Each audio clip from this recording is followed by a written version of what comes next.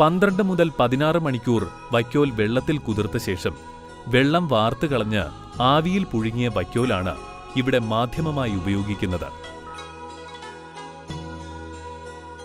അടിഭാഗം റബ്ബർ കൊണ്ട് കെട്ടിയ പ്ലാസ്റ്റിക് കവറിന് മുകളിൽ ആദ്യം ഒരു പിടി ഏകദേശം 25 ഗ്രാം കൂൺവിത്ത് വിതറുന്നു.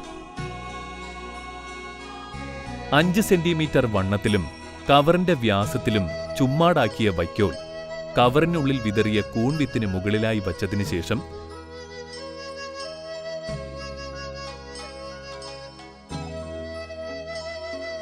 കുറച്ച് വിത്തെടുത്ത് പ്ലാസ്റ്റിക് കവറിന്റെ അരികിനോട് ചേർത്ത് വിതറുന്നു.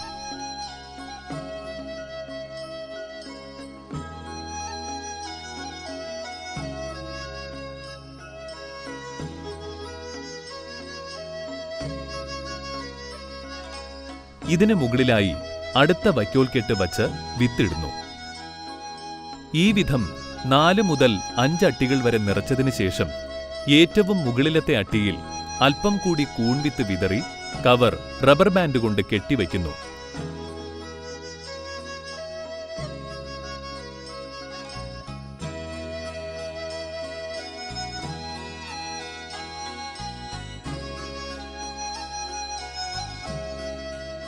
കവറിൽ വായു കടക്കുന്നതിനായി 40 മുതൽ 45 വരെ സുഷിരങ്ങളിട്ട് ബഡ് തയ്യാറാക്കിയ തീയതി കവറിൽ രേഖപ്പെടുത്തി കൂൺശാലയിൽ തയ്യാറാക്കി വെച്ചിട്ടുള്ള ഉറിയിൽ വയ്ക്കുന്നു.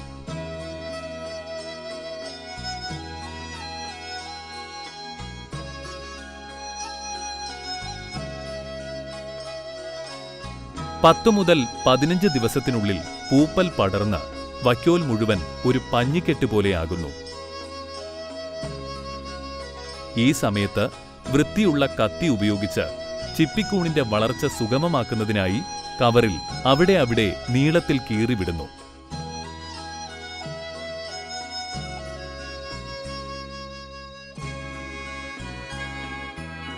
സ്പ്രേയർ ഉപയോഗിച്ച് വെള്ളം നനയ്ക്കാൻ തുടങ്ങുന്നു. തുടർന്നുള്ള ദിവസങ്ങളിലും നന തുടരേണ്ടതാണ്.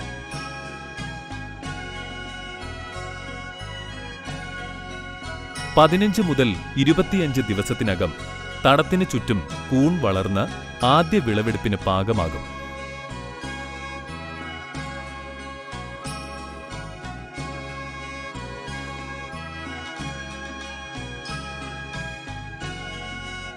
പാകമായ കൂണുകൾ കൈകൊണ്ട് മൂടോടെ പിരിച്ച് അടർത്തിയെടുക്കുകയാണ് പതിവ്.